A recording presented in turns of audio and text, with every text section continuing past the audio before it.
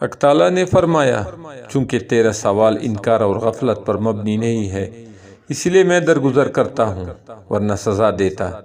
تو اس لیے معلوم کر رہا ہے تاکہ عوام کو ہماری حکمتوں سے آگاہ کر دے، ورنہ تجھے مخلوق کے پیدا کرنے میں ہماری حکمتیں معلوم ہے۔ تیرا سوال علم کے منافی نہیں ہے، کسی چیز کے بارے میں سوال آدھا علم ہوتا ہے، اگرچہ تو اس سے واقف ہے لیکن تو چاہتا ہے کہ عوام بھی آگاہ ہو جائیں۔ کسی چیز کا علم ہو جانے کے بعد ہی اس کے بارے میں سوال و جواب ہو سکتا ہے۔ علم ہی گمراہی اور ہدایت کا سبب بنتا ہے، جیسا کہ نمی اور تری ہی پھل میں شیرینی کے علاوہ تلخی بھی پیدا کرتی ہے۔ ملاقات اور تعارف سے دوستی اور دشمنی پیدا ہوتی ہے، اور غذا ہی سے بیماری اور صحت دونوں پیدا ہوتی ہے۔ اے موسیٰ، تو ناواقفوں کو حکمتوں سے واقف کرانا چاہتا ہے، ہم بھی اس کے علم سے انجان بن کر تجھے جواب دیتے ہیں۔ اللہ تعالیٰ نے جواب میں حضرت موسیٰ علیہ السلام کو حکم دیا کہ کھیتی بو دو۔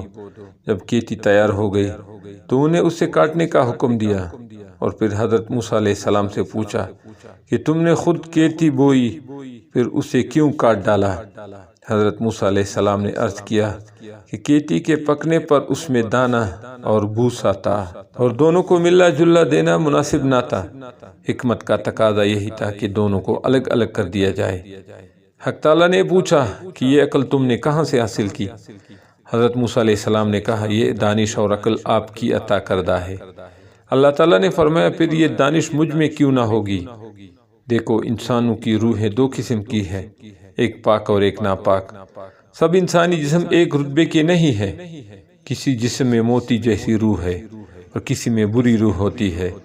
ان روحوں کو بھی اسی طرح ایک دوسرے سے علیحدہ کر دینا مناسب ہے، جس طرح گھئیوں کو بوسے سے، تاکہ نیک روحیں جنت کو چلی جائیں اور بری دوزخ کو۔ پہلی حکمت تو مارنے کی تھی، اور پیدا کرنے کی حکمت یہ ہے کہ ہماری صفات کا اظہار ہو جائے۔